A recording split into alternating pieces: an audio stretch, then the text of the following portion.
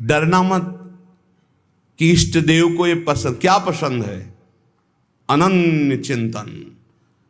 धन का आश्रय भी नहीं होना चाहिए। सुनेरी मैंने निर्बल के बलराम, अपबल तपबल और बाहुबल, चौथो बल है दाम। और आपसे बता दें, कक्षा 1 के विद्यार्थी से पीएचडी के प्रश्न नहीं पूछे जाते। आप मत डरना, क्योंकि आप क्लास में हैं ही नहीं। आप इस क्लास में नहीं हैं, आप डरना मत। नहीं आपको लगे कि भगवान हमारी भी परीक्षा लेंगे तो आज जो चैन से हम एसी में रह रहे हैं, कल फिर सब खत्म हो जाएगा। ऐसा नहीं, ये डिग्री वालों की होती है। अपने लोग वो पार्टी छुइया वाले पहले क्लास वाले हैं, खूब टॉफी मिलेगी और आराम से पढ़ने को। यहाँ परीक्षा नहीं होती है। यहाँ 2-4 क्लास तो ऐसे ही बढ़ा दिए जाते हैं। जब डिग्री आती है तब वहां परीक्षा होती है, इस बात की कि अब तुम्हारी स्थिति क्या है। त्रिपुरदास जी के ऊपर जो भगवान की विशिष्ट कृपा हुई, ये भगवान श्री कृष्ण चंद्रजू ने युधिष्ठिर जी से कहा। एक बार युधिष्ठिर जी ने कहा कि प्रभु, ऐसा भी आपका नाम लेते हैं, धर्म से चलते हैं, कोई कदम भी कहीं अधर्म नहीं। तो भगवान श्री कृष्ण ने कहा, यस्याहम अनुग्रहेणामि हरिस्से तद्धनम शनैः ततो धनम त्यजन्त्यस्य स्वजनाः दुख दुःखितां स यथा वितथोद्योगो निर्विण्णः स्यात् धने हया मत्परैकृत मैत्रस्य करिष्ये मदनुग्रहम्। अर्थ समझ लो भाई, डरना नहीं, डरना ले ली। इसलिए बीच में कह रहे कलयुगी भगत है, ये ले अपनी कंठी माला अनुग्रहामि। बहुत अनुग्रह, हमें नहीं चाहिए आपका अनुग्रह। भगवान ने युधिष्ठिर जी से कहा, यस्याहम अनुग्रहेणामि, जिसे मैं स्वीकार कर लेता हूं कि ये मेरा है, उस पर मैं कृपा करता हूं। हमने ये देखा,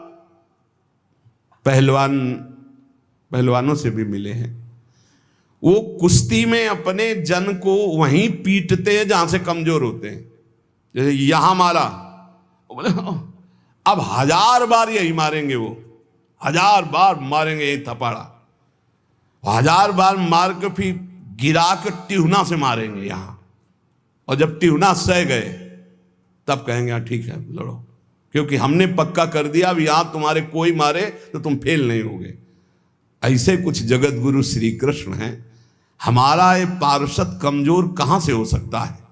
जहां कमजोर वहीं मारा जाता है। बड़ा सुविधा भोगी तो सुविधा पर ही मार चलेगी, अब सुविधा के बिना भी भजन हो सकता है। उस समय तुम्हारी मांग क्या होगी, सुविधा या भगवान? त्रिपुरदास जी किस लिए रोए? कि आपकी सेवा का प्रण लिया था, उस सेवा की पूर्ति। भगवान कह रहे कि जिस पर मैं कृपा करता हूं पहले उसका धन बल अपहरण कर लेता हूं। ये धन बल अपहरण कर लेता हूं। जब वो निर्धन हो जाता है तो सगे संबंधियों का अपहरण कर लेता हूं, या तो सगे संबंधी छोड़ देंगे। देखा ना, पिता रास्ते में ही राधे श्याम। बहुत कृपा समझना कठिन है। सुनाया था एक बार भगवान शंकर की कृपा। माता पार्वती जी से कहा चलो मैं आपको अपने भक्त के दर्शन कराता हूं। बोले चलो प्रभु। तो बोले पहले अभक्त के दर्शन कर लो, तब भक्त के दर्शन आप सुख पाओगे। तो गए तो सुपारी कतर रहे थे बैठे, उसमें बढ़िया गद्दा लगा हुआ था, गिरदा लगा, 50 गाय 50 भैंसे दूध दुही जा रही थी। प्रातःकालीन का समय था। संत वेश में गए और कहा भगत जी 100 ग्राम दूध दे दो, शालिग्राम भगवान को स्नान कराना है। चल दिया सुबह से, और क्या क्या बोलना। महादेव जी ने कहा हे भगवान, जितनी संपत्ति और वैभव इससे दुगना इसकी कर दो। माता जी ने कहा अवघड़ इसीलिए कहा जाता है इनको, बड़े अवघड़ नाथ है। 100 ग्राम दूध ले दिया, गाली दिया, ऊपर से कह रहे संपत्ति कह दो दुगनी। बोली नहीं पर अंदर अंदर कि बहुत विचित्र औढ़र दानी है इनका। आशुतोष। बोले चलो भगत के दर्शन। बोले अभक्त तो ऐसा था कि अगर आप साथ ना होते तो इसको भस्म ही कर देती हम, क्योंकि अंबा तो शक्ति है, आपका अपमान। अरे अभक्त ऐसे ही होते हैं, तुम्हें नाराज नहीं होना। भक्त के पास गए, एक झोपड़ी फूस की, एक गाय, और उसी फूस की झोपड़ी में माँ उसकी मैया रहती थी। गए, जो देखा संत तो साष्टांग दंडवत किया, आओ बैठो बैठाला। 100-200 ग्राम गाय का दूध होगा, वो बढ़िया पान करने को ले दिया। प्रभु थोड़ी देर भगवत चर्चा हुई। भगवान शिव ने कहा अच्छा भाई चलते हैं, हम तो विचरण करते रहते हैं। बोले संत भगवान कभी पुनः कृपा करके आना। हम कुटिया के बाहर निकले और कहा हे करुणा निधान भगवान, इसकी गैया और मैया दोनों हटा दो, मार दो। अंबाजी ने कहा आप बर्दाश्त नहीं होगा, 100 ग्राम दूध नहीं दिया तो उसको दुगना संपत्ति दे दी, और एक गाय पूरा दूध आपको पिला दिया, और मैया बातचीत करने के लिए थी उसको भी आपने मार दिया। कहा कि वो ये क्या है? बोले अभी तुम नहीं समझे। जब इतनी संपत्ति में साधु अपमान करके ऐसी गालियां देता, जब डबल संपत्ति होगी तो ऐसा अपराध करेगा, घोर नरक जाएगा, समझो। और इसका कुछ मन मैया में जाता है, कुछ गैया में जाता है। दोनों भगवान के पास गए, भी अखंड हमारा चिंतन करेगा, ये हम में लीन हो जाएगा। माता जी का ये बात तो सही। तो बोले जिस पर मैं कृपा करता हूं, इस माया प्रपंच से उसे अपने स्वरूप में स्थित करता हूं। वो जरूरत, देखो जरूरत है, ऐसा नहीं कि एक बुखार की दवा सबके साथ चलेगी। बुखार की भी क्वालिटियां हैं, समझना। अब मलेरिया है तो उसके लिए अलग, डेंगू है तो उसके लिए अलग, साधारण वायरल है तो उसके लिए अलग। हम लोग साधारण बुखार वाले हैं, चिंता मत करो। ऐसे हाई इंजेक्शन नहीं लगेंगे जैसे त्रिपुरदास जी के लगे, या प्रहलाद जी के लगे, या नरसिंह मेहता जी के लगे, या मीरा जी के लगे। अपने लोगों के नहीं लगेंगे। बहुत ऐसे वायरल, जैसे ऋतु का बुखार है ना, अपने लोग ऐसे बुखार के मरीज हैं। डेंगू वाले नहीं है कि भर्ती हो जाए, प्लेटें कम हो रही, डरना मत। अलग अलग बुखार की जैसे दवा, ऐसे अलग अलग भक्ति की स्थिति की परीक्षा होती है। अब इसकी स्थिति क्या होगी, वो तो जगत पावन करने वाले भगवान ये देखते हैं। बहुत सुंदर बात है ये, अगर समझ में आ जाए। भगवान अंधकार का नाश कर देते हैं, भगवान स्वप्न का नाश कर देते हैं। ये सब स्वाप्निक जगत है। अब मोह ममता से युक्त इसलिए डर जाओगे, तो हम कह रहे हैं तुम्हारे साथ ऐसा होगा ही नहीं, क्योंकि तुम उतनी स्थिति के ही नहीं हो। डरना मत, सच्ची मानिए। क्या चक्रवर्ती सम्राट अम्बरीश जी भगवान के भक्त नहीं है? ध्रुव जी भगवान के लिए भजन करने के लिए गए तो आज ऐसा पद मिला कि त्रिभुवन में किसी को नहीं। सुदामा जी को दरिद्रता प्राप्त थी, और सुदामापुरी की रचना हो गई जैसे द्वारिकापुरी की रचना। आप हमारे श्री कृष्ण के प्रति ऐसा ना सोचे, ये जो कह रहे हैं बड़ी गुप्त बात है। उसके अंदर के ममत्व का नाश कर देते हैं, उसके अंदर के अज्ञान का नाश कर देते हैं। क्या आप अपने अज्ञान का नाश करवाना नहीं चाहेंगे? यहां अज्ञान की वृत्ति के नाश की बात। आप ऐसा मत सोचिएगा। और आज तक कोई भक्त आपको भिखारी नहीं मिलेगा। आप ध्यान दीजिएगा, पुरुष से लेकर के जहां दृष्टि डालिए, जहां भक्तों को, तो आपके 4 घर में लोग होते हैं, उनके भोजन की व्यवस्था में आप चिंतित रहते हैं, समझ रहे? जब हम मांग के खाते थे तो भूखे रह जाते थे, और जब भरोसे पे हैं तो 300-400 लोगों का बाल भोग, राजभोग और शयन भोग अपने आप हमारे प्रभु पूरा करते। तो हरिष्ये तद धनम, तुम्हारा घर कितना बड़ा है, हमारे घर में कितने बैठे हो देख लो। घबराना मत, इसलिए हम कह रहे, डरना मत, अब इसीलिए कह रहे। नहीं तो आपको लगेगा भगवान कह रहे यस्याम अनुग्रहणामि हरिष्ये तद धनम, ये धन ही हर जाएगा तो अब हमारे भक्ति का मतलब क्या रहेगा? नहीं, इसका मतलब है अज्ञान का नाश हो जाना, तम का नाश हो जाना, माया मोह का नाश हो जाना। क्या आप दुख का नाश नहीं करवाना चाहेंगे? ये भक्ति दुख का नाश करके सर्वतो भावेन महासुख प्रदान करने के लिए है।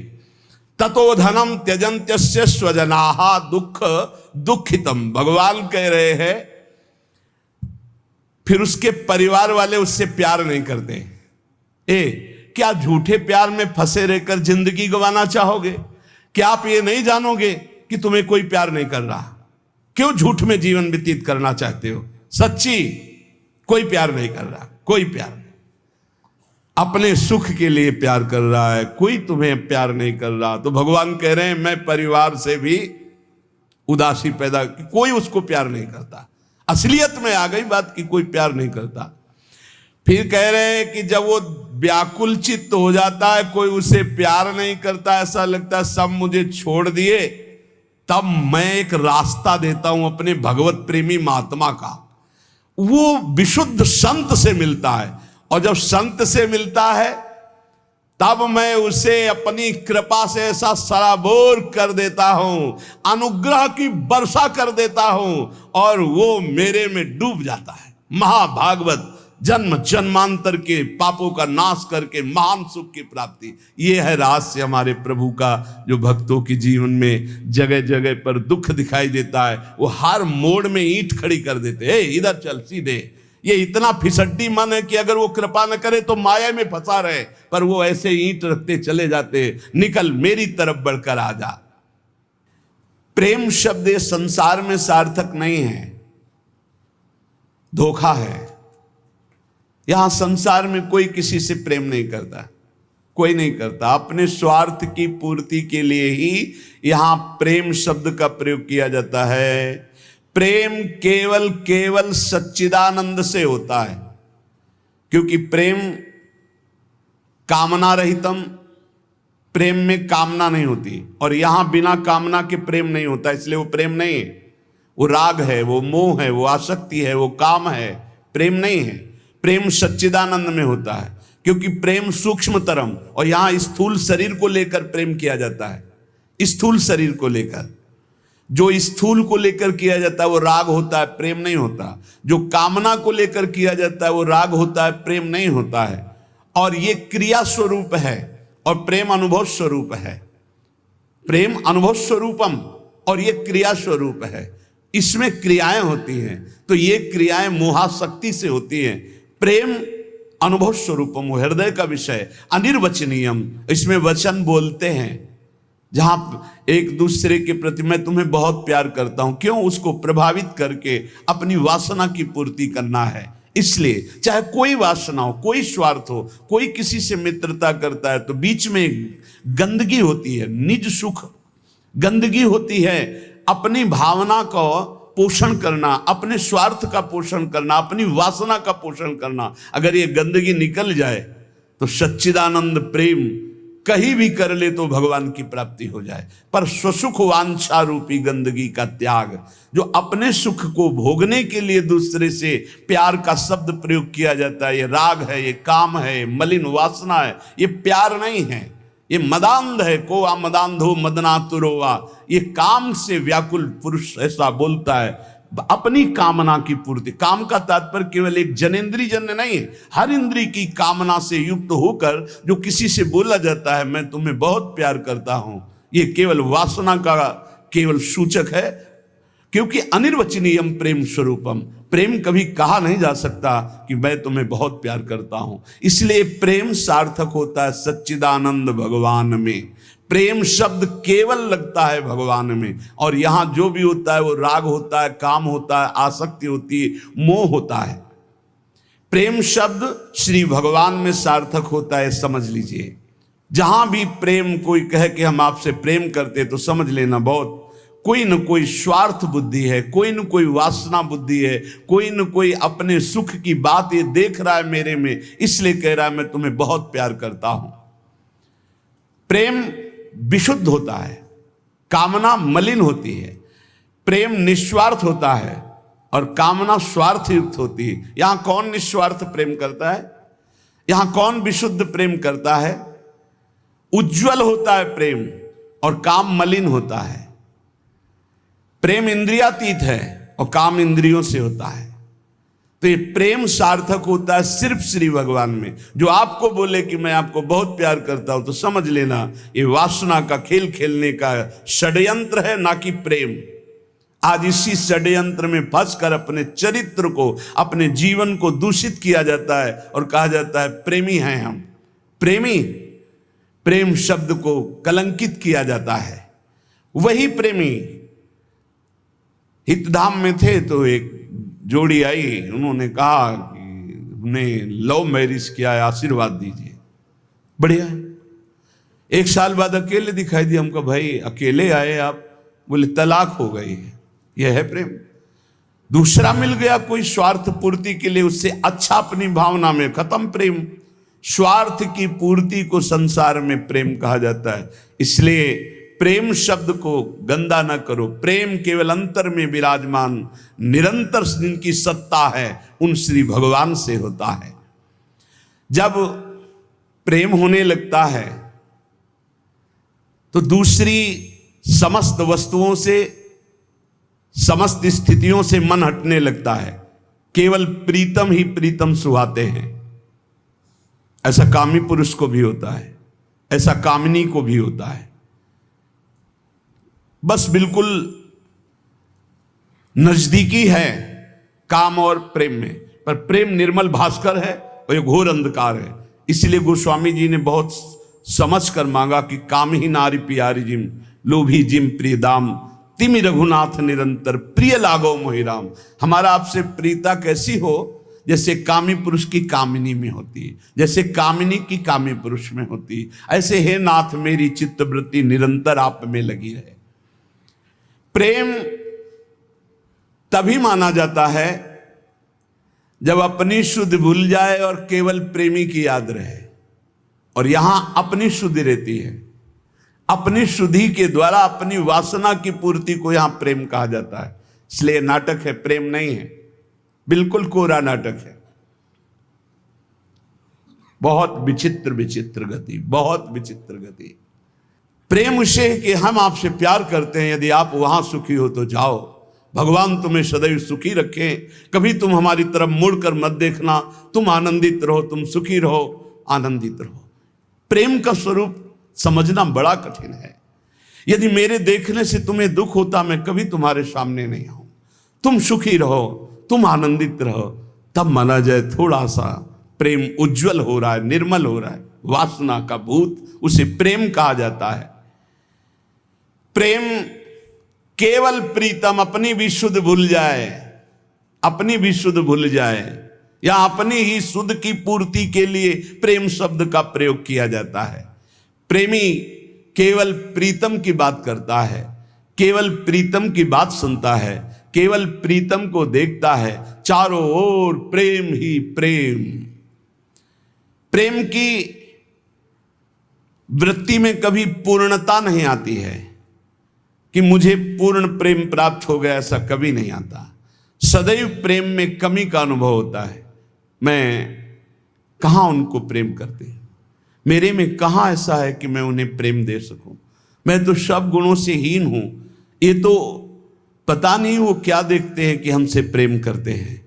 ये प्रेमी का हृदय होता है। मैं तो नीच हूं, अदम हूं, उनकी किसी लायक नहीं हूं, पर ये उनकी उदारता है कि वो मुझे स्वीकार किए हुए हैं।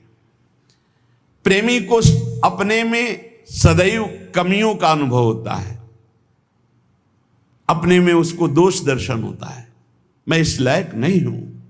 और वो अपने प्रीतम में भारी से भारी दोष कोई उनके प्रीतम पर साबित करे तो भी वो गुण ही उसको दिखाई देता है। प्रेम असीम होता है, प्रेम की सीमा नहीं होती। प्रेम प्रतिक्षण बढ़ता रहता है निरंतर, पर कभी अंत नहीं होता। प्रेम कहीं रुकता नहीं है, किसी वासना, किसी परिस्थिति, किसी स्थिति, तिरस्कार, मान, अपमान, कहीं भी नहीं रुकता। वो बढ़ता प्रीतम की तरफ चला जाता है। प्रेम में सब कुछ अर्पण होने पर भी प्रतिपल अर्पण करने की प्रबल इच्छा रहती है।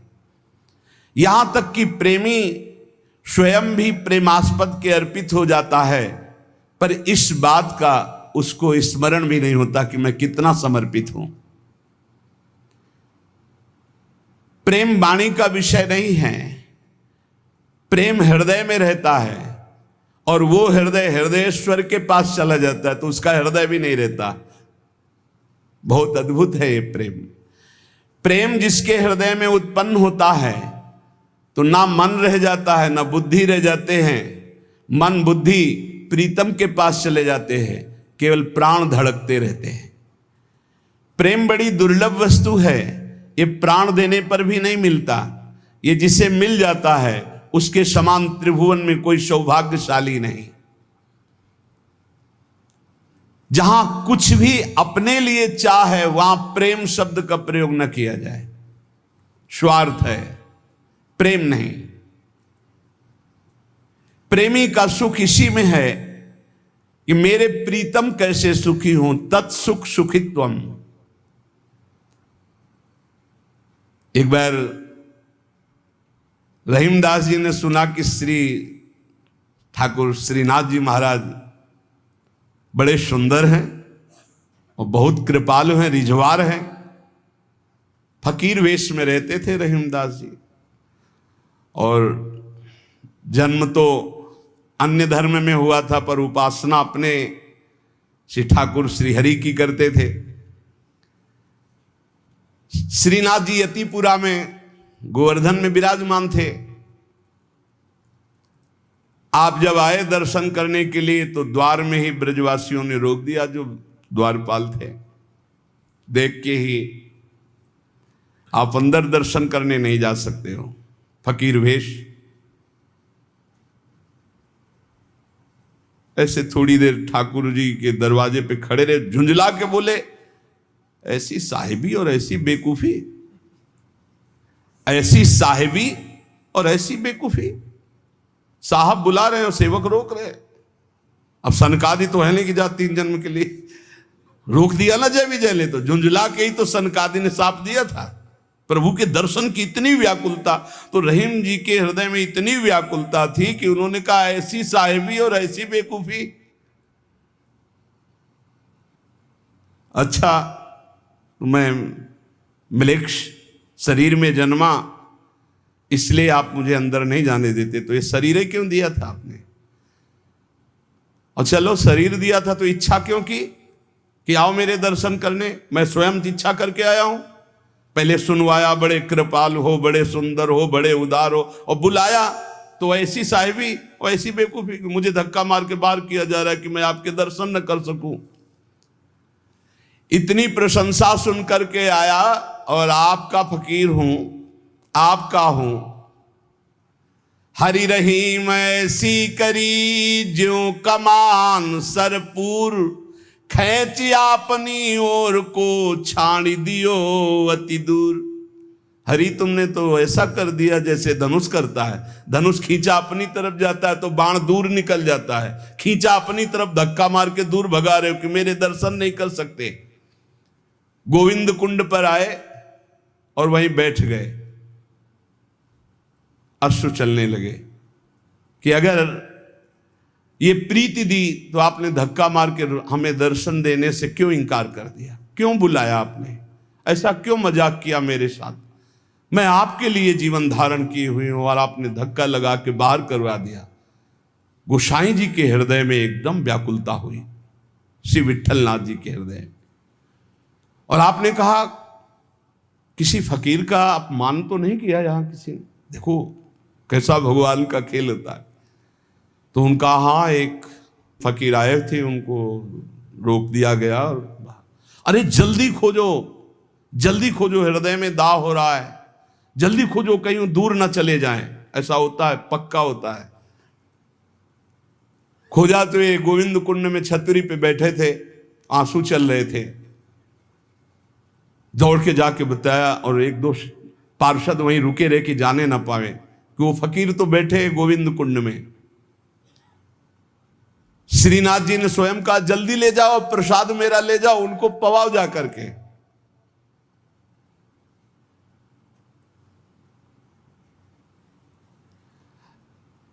फिर श्रीनाथ जी ने कहा कि वो मान धारण किए हुए प्रसाद तो पाएंगे नहीं ऐसे, जब तक हम नहीं जाएंगे। तो इधर तैयारी प्रसाद की जा रही, उधर अपने प्रसाद की थाल लेकर ठाकुर जी स्वयं गए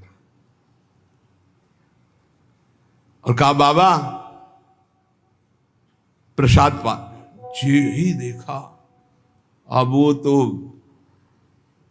छवियावन मोहन लाल की, काछे काछन कलित मुरली कर पीत पिछोरी साल की, छवि आवन मोहन लाल की। बंक तिलक केसर को कीने, दुति मानो विधु बाल की। बिसरत नाही सखी मोह मनते, उचितवन नयन विशाल की। नीकी हसनी अधर सधरन की, छवि छीनी सुमन गुलाल की। जलसों डार दियो पुरैन पर, डोलन मुक्ता माल की। आप मोल बिन मोलनी डोलनी, बोलनी मदन गोपाल की। ये स्वरूप निरखै सोई जाने, इन रहीम के हाल की।